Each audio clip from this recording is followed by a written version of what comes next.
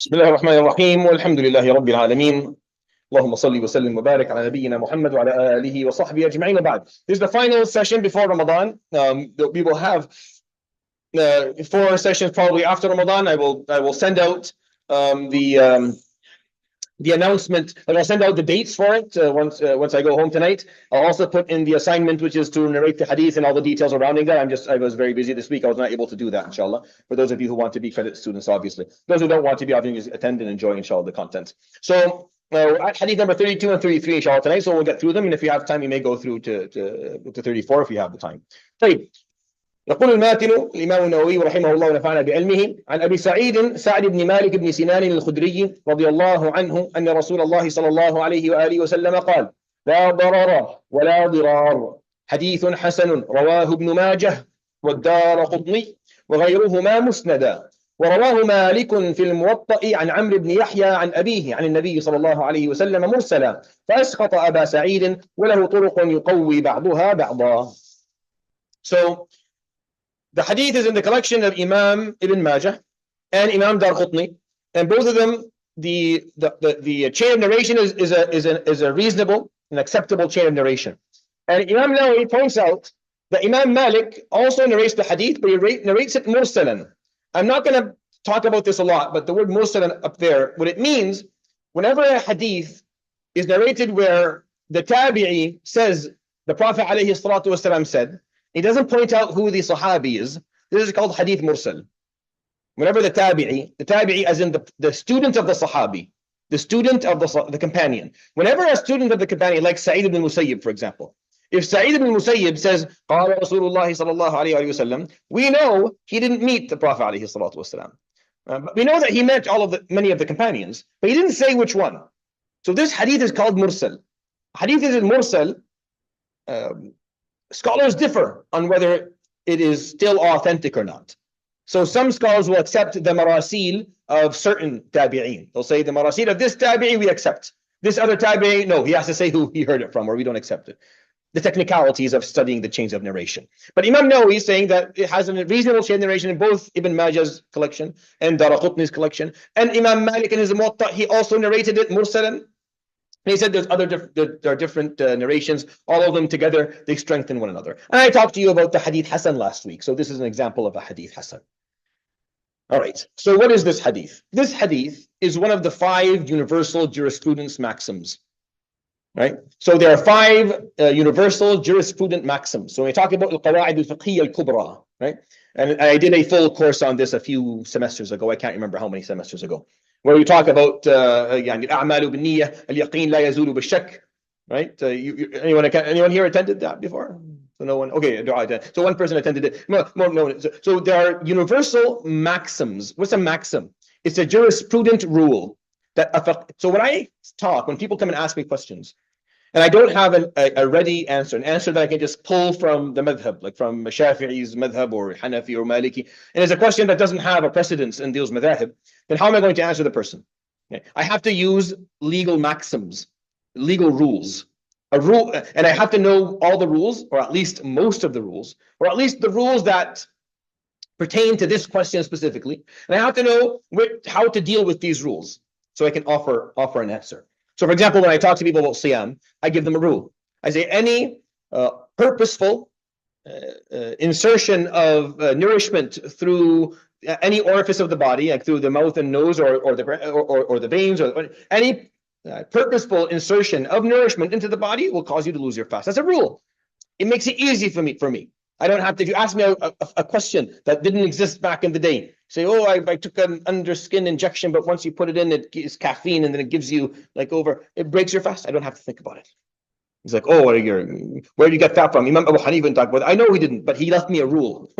He and the other scholars left us rules, big rules that I can use, that I can go back to. And that's what a jurist is supposed to do, supposed to know those rules. So this hadith is one of the 5 universal jurisprudence maxims. One of the 5. Right? And they're all, the maxims are obviously المشقة تجلب التيسير, and العادة محكمة, والأعمال بالنية, واليقين لا يزول بالشك, and لا ضرر ولا ضرار. لا ضرر ولا ضرار. It's a hadith that's hasan, but its meaning by scholars was accepted as one of the main rules of Islamic law. One of the main rules of Islamic law, meaning when I'm trying to break down an Islamic question, someone comes up to me and he has a bunch of questions about a question about Islam that's complicated. I have to ask him a number of questions before I can offer him a ruling. Sometimes the answers to the questions I'm going to ask are known, and sometimes not. Amongst those questions is the questions that are related to la darara wa la dirar. What you're doing, does it cause harm? Is it causing harm to others? Is it causing harm to you? Is it retaliating harm in any way? I need to know that answer to that question. Is there harm involved in this? So, for example, when someone comes and says, Sheikh, is it okay for me to smoke? So I say, well, yeah, I mean, and if I give an answer, you'll say, well, it's not in the Quran, it's not in the Sunnah. I know it's not in the Quran and the Sunnah. I don't need it to be in the Quran and the Sunnah, because if we only had rulings based on something that was in the Quran and the Sunnah, then we would only have rulings for maybe 150 problems. And the rest of it, we would have just do what you want, because we have no idea, right? You could take drugs, you could do anything, because there's no rules. But because we have rules, we know. So one of the rules is la darara wa la dirar. You don't perform any action that you know for sure is going to cause harm, or where the harm is much worse or much higher or much more intense than the benefit. And the benefit is not essential. These are all parts of the rules, right? So, for example, and I'm going to give you explanation. So, I'm going to talk about this la darar wa la dirar, because not only is it a hadith and a jurisprudent maxim, it's also an Islamic value. And during the post-Fajr durus for this year in Ramadan, I'm going to talk about it has its own session, where I just talk about non-maleficence and self-preservation. You don't harm others, you don't let others harm you, and you don't retaliate with harm against people.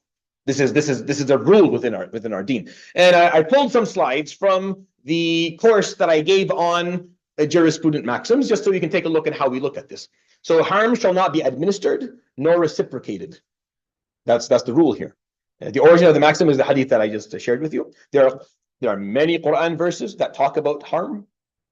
There are many Quranic verses that explain that it's haram to do anything that will harm other people, or do anything to harm. وَلَا تُلْقُوا بِأَنفُسِكُمْ بِالتَّهْلُكَةِ وَلَا تُمْسِكُوهُنَّ ضِرَارًا لِتَعْتَدُوا. And the verses, there are many verses in the Quran that talk about not causing harm, not reciprocating harm, and not obviously bringing harm upon yourself.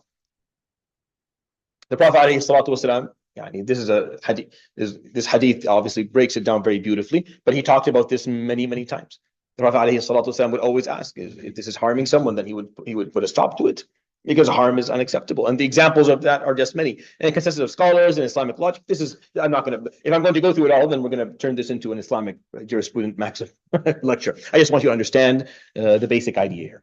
That when the Prophet ﷺ says this, subhanallah min jawami al-kalim, this hadith is one of those hadith that put together within 4 words, meanings that required scholars generations, decades, centuries of writing and explaining, and books that were written just on what this actually means, and how this translates into human behavior, into morals and ethics and principles, how it translates into law, right?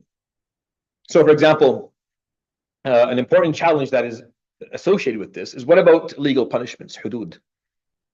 If we're saying no harm should be administered or reciprocated, then what about when we punish people? When someone murders and they get executed, or they steal and they lose a hand, or they perform zina publicly and they get lashed. What about that? Well, there's a differentiation within our deen between personal harm and communal harm.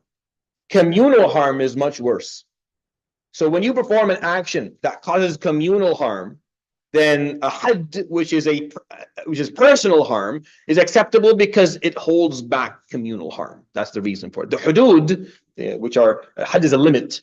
They're called limits. The reason that they're called this is because you can't go beyond them. You're not allowed to harm people more than you're not allowed, someone who وَمَنْ قُتِلَ مَظْلُومًا فَقَدْ جَعَلْنَا لِوَلِيِّهِ سُلْطَانًا فَلَا يُسْرِفْ فِي الْقَتْلِ.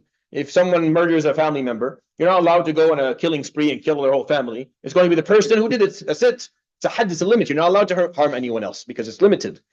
But why are we allowing for any form of harm? Because when harm occurs, in order to rectify it, sometimes harm has to be done to protect a greater harm that will come to community, which is the philosophy behind hudud, punishments, legal punishments. These are exile. Just think about exile. It's harm when someone is sent away.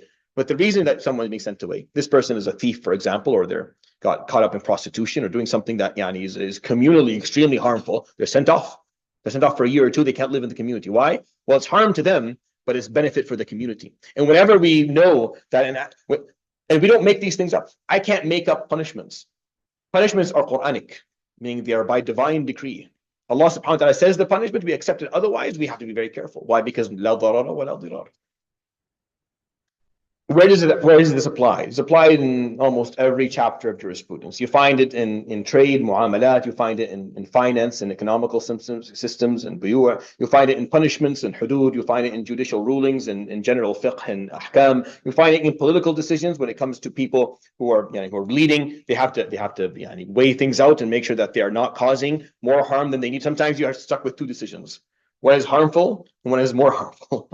You're stuck with two decisions, so you have to choose the one that's less harmful. You have to be able to weigh that out and know what you're doing. Military decisions, same thing. War is all harm. Everything's about it is harm. Everything about war is just harm. It's just people are going to die, and it's going to be bloodshed, and loss of infrastructure and pain. But sometimes you have to engage in it, so you have to make decisions. Sometimes going out and fighting is less harmful than waiting around and allowing. So these decisions are there. A very, very known maxim that was built or spun off this maxim is درء المفاسد أولى أو مقدم على جلب المنافع. So averting harm is given precedence over gaining benefits. It's more important. If you're like, oh, but we will benefit. Yeah, but if it's going to cause a lot of harm, then you have to be careful. Staying away from prohibitions is more important than adhering to commands. The Prophet ﷺ will say it all the time, مَا نَهَيْتُكُمْ عَنْهُ فَانْتَهُوا. What I tell you not to do not do. وَمَا أَمَرْتُكُمْ بِهِ فَأْتُوا مِنْهُ مَا اسْتَطَعْتُمْ. What I tell you to do as much as possible. But what I tell you not to do not cross that line. Because it's harm, because it brings upon you punishment yawm al-qiyam. You have to be very careful with that. So, for example, Jumu'ah, you want to come for Salat al-Jumu'ah. If for Salat al-Jumu'ah you are sick or you're ill or you're not doing well, Mustafa, روح لبر روح اركض لبر يلا حسن اركض لبر اركض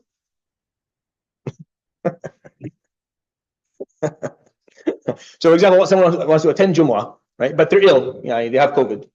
فدرء المفاسد أولى من جلب المنافع. It's a manfa, it's a benefit for you to go pray Jumu'ah, but there's a mafsada.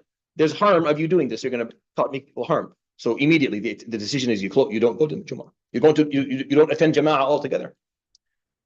This is a very easy. It makes life easy. Like when COVID happened and they said, do we keep masajid open or closed? It was an easy answer. Of course you close them. It's hard. It's a horror. Yes, it's not a comfortable thing to say. But if we have not set up any form of we have not been able to set up sanitary spaces and masks and proper distances, then you close until you can do that. Because because making people sick and killing them is more important than keeping masajid full, as much as we love to do that, right? So people have to know how to balance these things out. It's all throughout Islamic fiqh, the concept of making sure that you cause no harm, you reciprocate with no harm, and also you protect yourself from being harmed. This piece is very simple in our deen, and that's how fuqaha come up with rulings. The way that fuqaha are able to generate rulings and talk about aspects of human life and the human experience without having a specific wording within the Quran is based on how fiqh is built. It's a beautiful science that we have within our deen, with just understanding jurisprudence. For example, drugs, cocaine and heroin. Why is that haram? Show me in the Quran, where is it haram? Where does Allah talk about drugs in the Quran? Where does the Prophet ﷺ talk about drugs? We don't have it. It doesn't exist.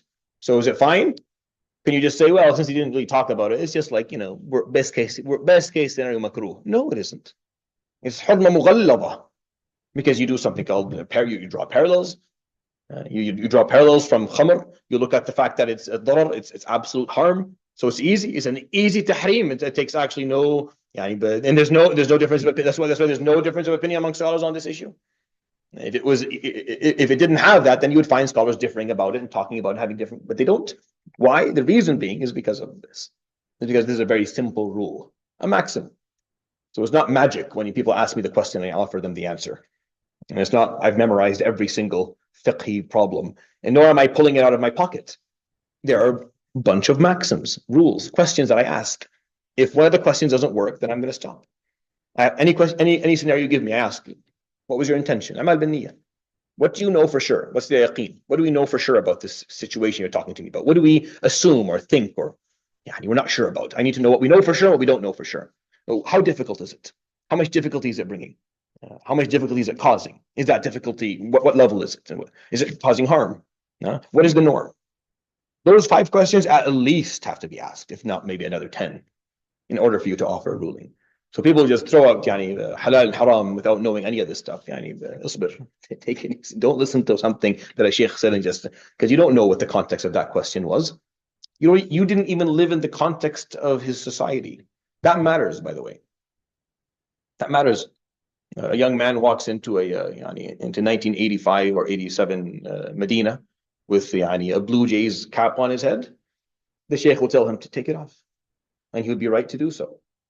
If they walk into the masjid with a Blue Jays cap today, I would be an idiot if I told them to take it off.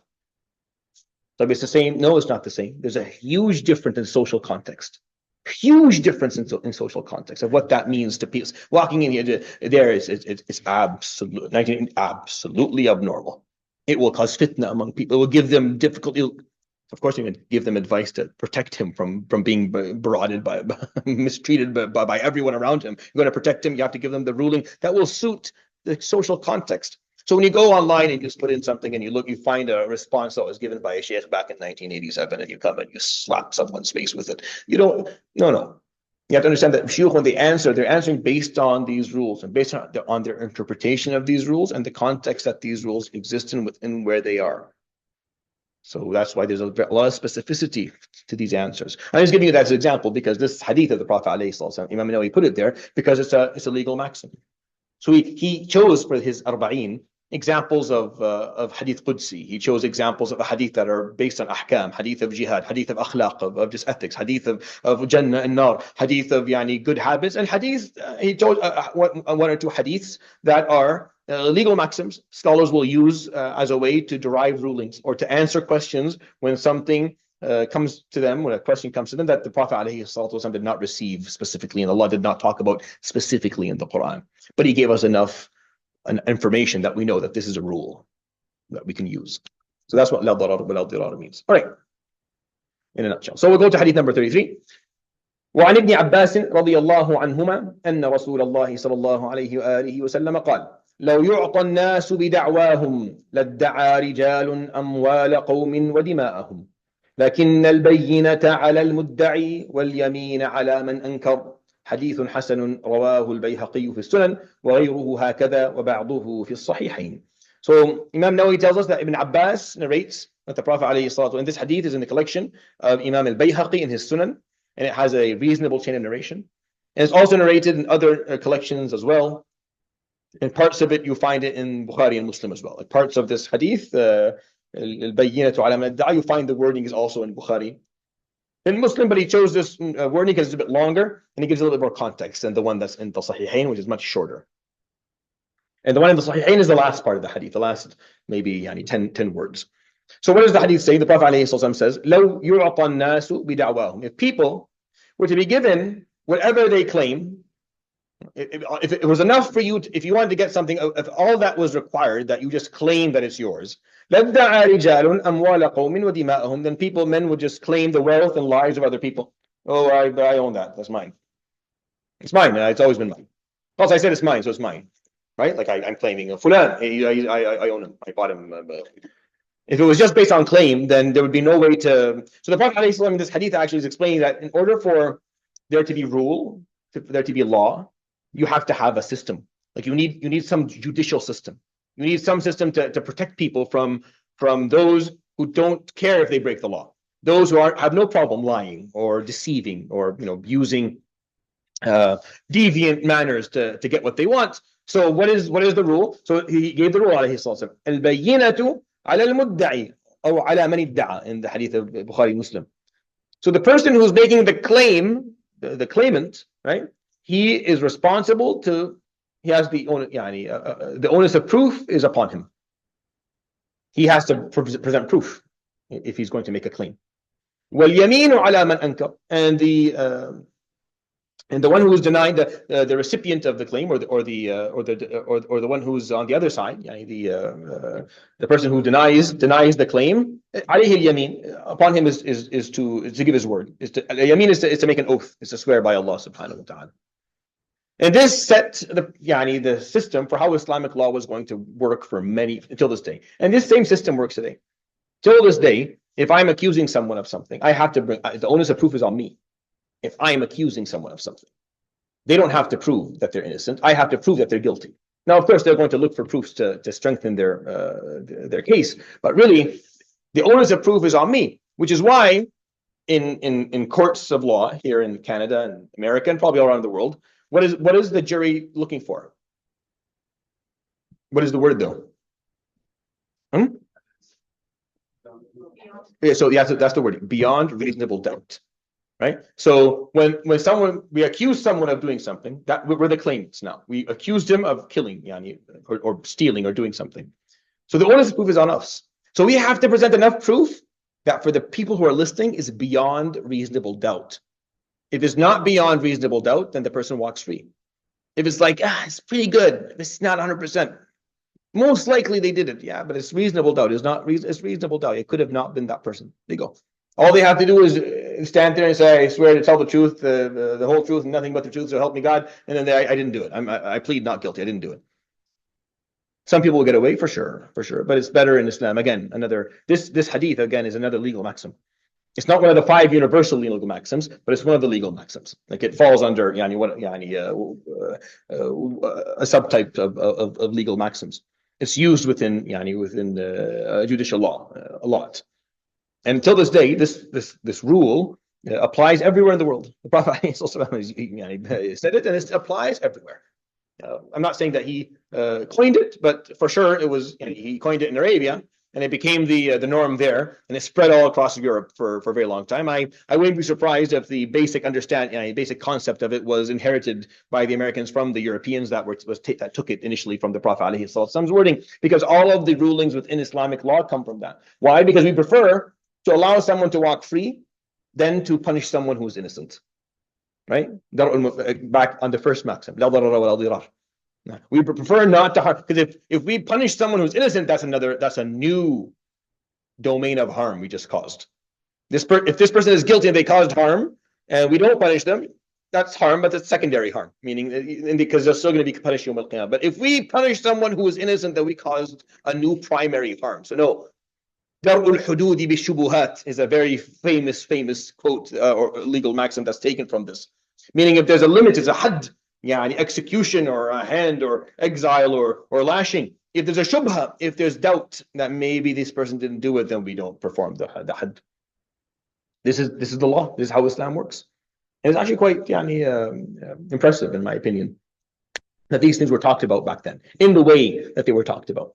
At a time where maybe a lot of the judicial concepts that govern the judiciary systems in the world today didn't exist back then. And yet, if you came to an Islamic courts were famous. They were very well organized, and they had a system to them. And a lot of what you see today in courts of law, actually, a lot of it traces back to Islamic courts of law during the Abbasi and Uthmani Khilafah. Why? Because we had all the laws. The Hanafis, for example, they developed a full texts on these types of laws. So you'd walk into court and you'd have lawyers. These lawyers were fuqaha, basically. They were knowledgeable. They knew all of the maxims, so they knew how to argue law. They knew how to try and prove. They knew who had the onus of proof, who had to prove what they had to prove, what they were trying to. The idea of 12 jurors, this is new. We had something similar to it, but nothing specifically like that in Islam. Why? Because there was a belief within Islam that you don't bring a common person to make judgment on people's lives, even if you bring a bunch of them. Right? You have to have الحل والعقد. You need people who can people who have knowledge, people who know what they're doing, who can make decisions, who actually have understanding. And today, not all cases go to a jury. A lot of cases it's just a judge. Right? The judge just sits there and he listens to both sides, and then he makes a judgment. He makes a ruling himself. You can appeal it later, but that's all it is. The cases that go to a jury are usually cases that are much more complicated, where they don't want one person to have to carry the whole thing. But even then, even murder trials sometimes can be break down to a judge. Just one person who will listen, and they'll make a ruling based on what they're listening to.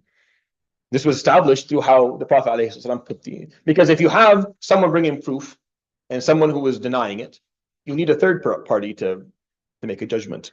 So he gave ﷺ the third party what to look for. If the opposite was the case, and it was in many cases, before he said this, ﷺ, if you came and accused someone and you were noble and they weren't, it was on them to prove that they were innocent. But so it depended on who was making the accusation, who was being accused, and of what.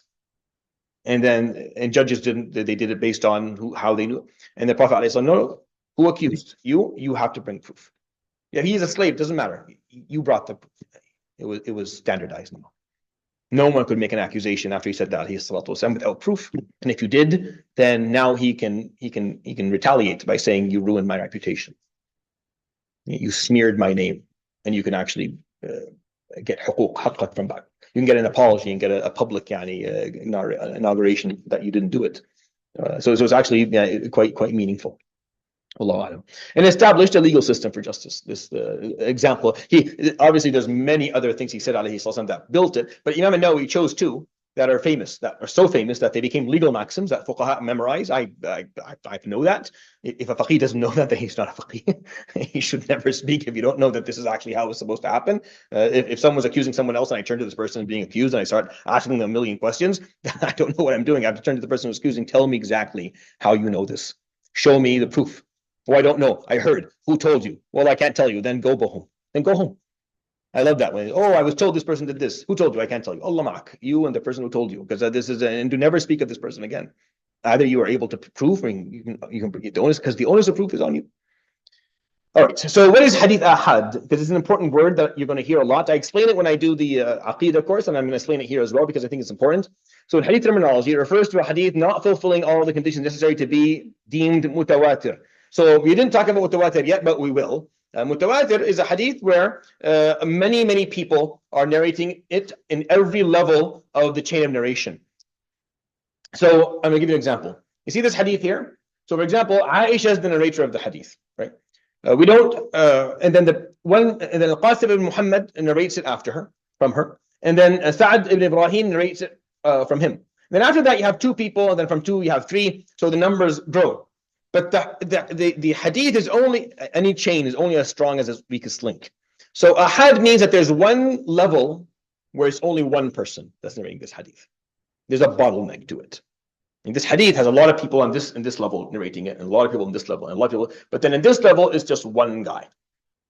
Right? And then but he narrated from a bunch of people as well. But there's a bottleneck. So let's say there's one guy who narrated it from 10, and from him 50 and 50. So this seems like a very well-known hadith, but there's a bottleneck.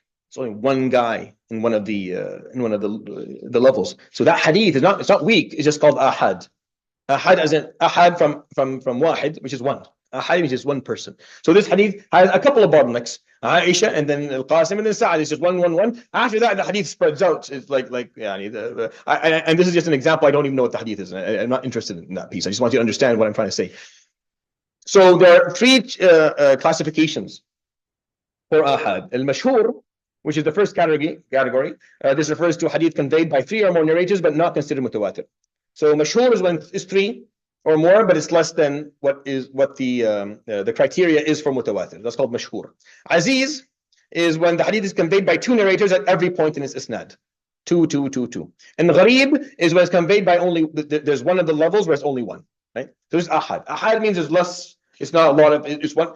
But then they have subcategories where if it's two, you call it aziz. If it's three, then you call it mashhur. Right? But these are all less than mutawatir. They're not. Mutawatir means is being narrated. Each level of the chain has 10 or more people. 10 sahaba, and then 10 tabi'in, and then 10. So in the Quran, for us, example, came 1,000 from 1,000.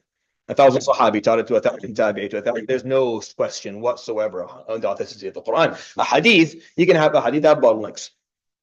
So if it's 3, it's called mashhur. If it's 2, it's called aziz. If it's 1, it's called gharib. And these are called ahadith ahad, right? Because the number of people narrating are much lower. All right, let's do hadith number 34 and then I'll let you guys go inshallah. عن أبي سعيد الخدري رضي الله عنه قال سمعت رسول الله صلى الله عليه وآله وسلم يقول من رأى منكم منكرا فليغيره بيده فإن لم يستطع فبلسانه فإن لم يستطع فبقلبه وذلك أضعف الإيمان رواه مسلم. So this hadith is a very famous hadith in collection of Muslim by Abu Sa'id al-Khudri رضي الله عنه. Where the Prophet عليه الصلاة والسلام said, those of you who see munkar, and they translate it here as evil. It's a lazy translation. The word munkar and the word ma'ruf are terms that you should make sure you have good understandings of what they mean, because these are social terms, communal terms. These are not religious terms, right? Halal and haram, those are religious terms. Ma'ruf and munkar are social terms.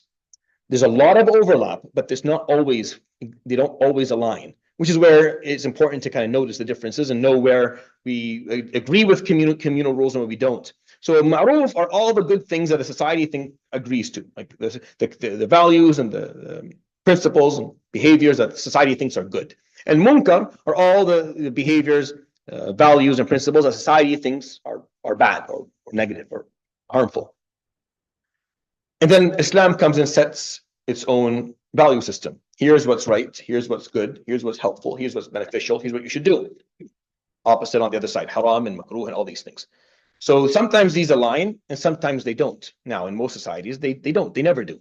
And that's the whole point. But if you don't know the difference, then you don't know where you're going to be working. You don't know where the workload actually exists. Because if you come to a society and there's a bunch of things that were on the same page, then we don't need to do much there aside from just strengthen that. That's called amr al-ma'ruf. Amr bil-ma'ruf is when you find that the positives that the society agreed to are the same stuff that we have in Islam. So we're aligned. So we strengthen those ties. We strengthen them. Why? Because it's easy. Because everyone agrees. We can just ride that wave and just make sure that good keeps on going. Everyone here agrees that we should be organized, that people shouldn't go beyond, no one's above the law, that we don't accept nepotism, for example, or at least that's what the norm is. Even drugs, I see is where the munkar aligns. This society, we see drugs as haram and they see it to be a munkar, right? So whenever things align, we push together. So al-ma'ruf, amr al-ma'ruf, you strengthen all of the good things in society that Islam agrees with. Nahi al-munkar, you prohibit with the society all of the things that the society is saying is bad that Islam agrees with. Islam agrees the same thing. This society sees drugs to be not good. Yes, a lot of people are doing it. And yes, they smoke weed and all that stuff and it's legalized, but it's still seen as something that's not good. Like it's not something you look forward to. You're not raising your kid hoping that they turn into a pothead. Like it's not what people are they're not. No one is proud of their children if they do that. So it's still seen as something negative. It's still saying munkar. And for us, it's munkar. So we ride that wave with them. We push it. Now, there's going to be two things missing. There's going to be a ma'ruf here that doesn't exist here. Things that we see are good that they don't, and things that they see that are good that we don't. Things that they see bad that we don't agree with, and things that we see to be bad that they don't agree with. Right? There's now some space. That's where da'wah comes in. And that's where reform comes in. That's islah. And that's da'wah. Amr al-ma'ruf and nahy al-munkar is much more simple. It's just what are the good, because there's so much in common. There's so much. We believe in honesty. We believe in trustworthiness. We believe in kindness and empathy. We believe in tolerance and loving your neighbor. We believe in, do they not believe in that stuff too? Ride the wave. You don't have to reinvent the wheel. Ride it with them. Strengthen that. Be a positive force in society with them. They don't see they see it to be negative to do drugs. They even see alcohol to be negative. They see it negative for youth to leave the homes of their parents and to engage in activities and illegal activities. We agree. Yeah, we don't. We think there's all bad things too. We ride that, and then we specify very clearly what it is that we disagree with, and then we talk about. We don't often think about this hadith that way, but that is what this hadith means. For better or for worse, that's what it means. Everything else is islah. It's where you're coming saying that is wrong. That's going to change that. I'm going to change that. That is where you're up against society. And that's much less comfortable. Here, it's not that difficult. If you see something that is wrong, that is happening, that is agreed upon to be wrong, then change it with your hand, meaning intervene. You see someone being beaten up on the street, unless you're living in a country where that is considered a delicacy and something, then you're in trouble, because if you intervene, you can get in trouble. But if you're in a country where that is bad, and we as Muslims believe that to be bad as well, then you intervene, you go ahead, you stop it with your hand if you can. If you're like, I can't, I'll just get myself a whooping with them. I'm not going to get very far. Then speak out. If you can't do that, then at least don't agree with it. At least don't agree with it. Meaning, make sure you're not complicit on the inside. The least amount of iman that exists is that will hold you from accepting munkar, from being complicit with munkar. So when they're murdering children, or they're if you can't stop it, you can't your hand, and you can't speak out against it because you're scared of, or you don't have the ability, you don't have the platform, then at least don't be complicit. Don't be okay with it. Don't accept it. Don't be okay. That's fine. It's not. No, it's not fine. It's not fine. A lot of stuff like that in the world that happen around that the majority of the world knows is wrong, but for whatever reasons they're accepting because of their own biases. This is munkar. Speak out. Stop it. And at least, if nothing else, then don't be complicit with it. And that's what kind of what it means to be complies with evil, or wrongdoing, or sin, harm. So munkar is, because everyone agrees with that. Everyone knows that evil is a bad thing, and wrongdoing is a bad thing, and sinful is a bad thing, and harm is a bad thing. No one disagrees with this stuff. What we disagree with them on is very simple. Right? Zina, for example. Even today, most of the world still agree that fornication is not a good thing. No one's looking forward to their sons and daughters doing it. They're hoping that they get married. Everyone does. Till this day, it's seen as munkar. Till this day, so, even though it's been normalized and you can't stop but it's still seen that way. If you really think about it, there's not a lot of values that we have differ with them. Mostly it's going to be shirk. Mostly it's going to be shirk. That's where da'wah comes in. You start telling people about Allah subhanahu wa ta'ala, because most of the values have been established by religions before, and they're pretty similar.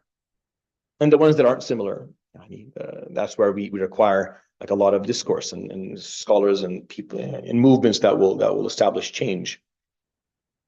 So I hope that made sense. I put that all here just because I wanted to make these comments for you, because this hadith is a very strong hadith. We use it a lot, and it's memorized. People know it by heart, and they use it all the time. Make sure you understand a little bit what munkar and ma'ruf mean, so that you can put, because we as Muslims in a society are obligated by absolutely amr bil ma'ruf and nahy anil munkar. We have to command that which is agreed upon to be good, and prohibit that which is agreed upon to be bad. And those that are not, that's where our reform comes in. That's where different degrees of islah will come in. And that's what all of the prophets were. Muslihin. They were people, the reformists. They came and said, this is riba, this has to stop. This is wrong, because the people thought it was fine. People of Shu'aib thought it was good. It was they played with the mizan, and they thought it was fine. They didn't see anything wrong with it. It's like halal ashalt. If you're good, then good for you. You get it. Touche. Every prophet, the same thing, would come to a group of people who have normalized a behavior. Lut alayhi salam came, they had normalized the behavior. It was no longer seen as something wrong. He was seen, innahum unasun yatadahharun. What is this? It was a flip of mentality. So we had to do islah. What we're required to do as Muslims today is actually much less difficult. It's just amr bil ma'ruf and nahy anil munkar. Right? Because the basis of ethics is there. Like the goodness of it's most of it is there. Like 90% of it is there. Wallah, the difference is not that huge. Maybe yes, with Lut's example specifically, we have a problem now, and it's not as widespread as we think. The majority of people in this country don't even agree with it. The majority of them don't. I know, because I sit with them, and when they feel comfortable enough to talk to me, they'll say their opinion, but they're scared to do it when they're scared that they're going to get caught and fired. So know what ma'ruf and munkar are, so you can, because we don't do a very good job as that as Muslims.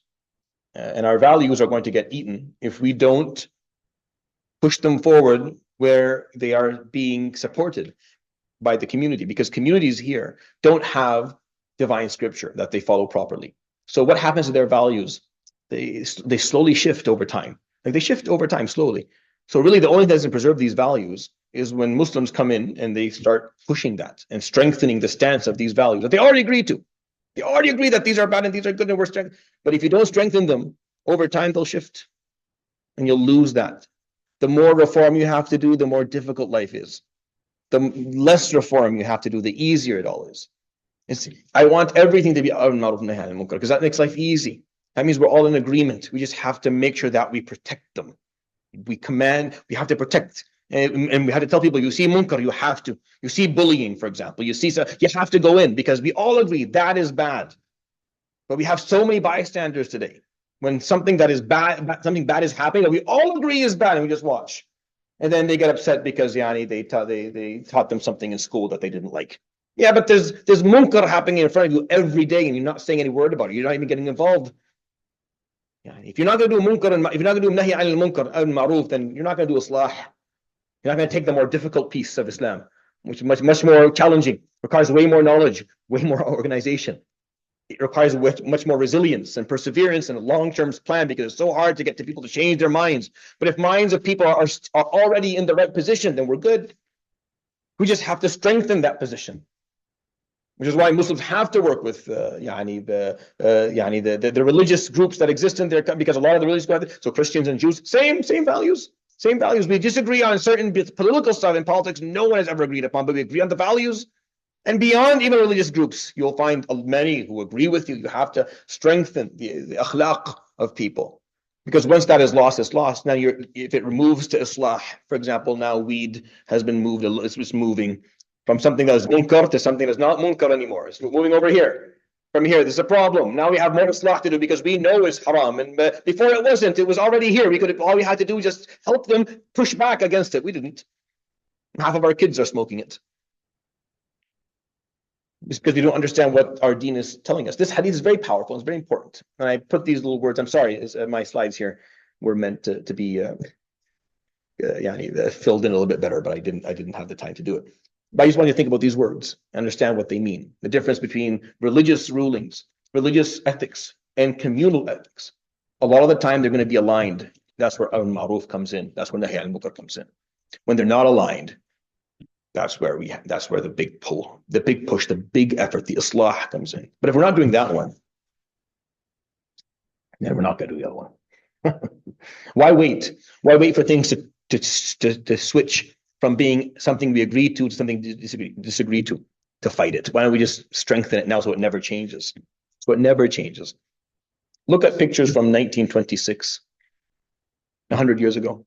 Take a look at what society looked like. There, you can go online and see it. See videos from New York and parts of the world. See how the men and women are dressed. See how they walk. 100 years, that's all. Nothing. 100 years is nothing.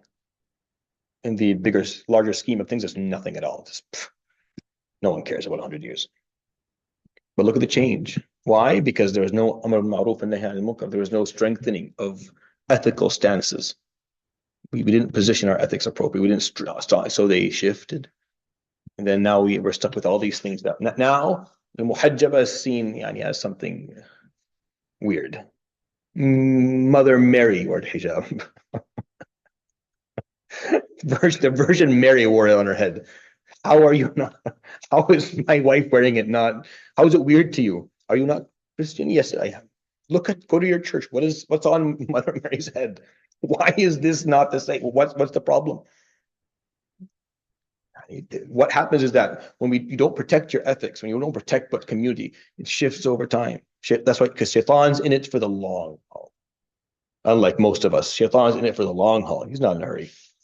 He is not. The devil's not in a hurry. He knows what he's doing. Just small changes over time. 100 years. What's 100 years to him? Nothing. Look what he was able to do. He was able to suck so much of religiosity out of religious groups. And this is a simple example. Well, the real examples are much, and they apply to us. Really, they don't apply to other religions. They apply to us. So we're the ones who have more of it. All right, I'll end with this, inshallah. What are the differences between Bukhari and Muslim in terms of their narration? This is something just for I won't test you on this on the exam by any. I will not. I'm telling you now. This is just for you to read if you are interested in understanding a little bit. So Bukhari and Muslim are the two most authentic books of hadith, right? But they don't have, both of them have separate criteria in accepting a hadith. They're not exactly the same. So what are the differences?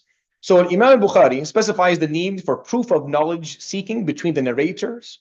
If the narrator uses terms that are ambiguous and not determinate of direct hearing, he will not accept it. So if the narrator says an fulan, Imam Bukhari says, nope, I'm good. An means taken from fulan, right? He doesn't accept that. You have to say haddathana or sami'tu or akhbarana, meaning he told us, I heard him, he explained to us. He has to use that term. If he says an, al-an'ana, they call it, Imam Bukhari is like, no, I'm good. And Imam Bukhari needs proof that this narrator learned from this narrator. That's why his book is so authentic. He was extremely difficult. Like his standard of accepting a hadith was very hard to meet. Imam Muslim, he just needed the possibility of the narrator crossing paths and the narrator crossing paths. He just needed to know that he just looked at when they were born and where they lived.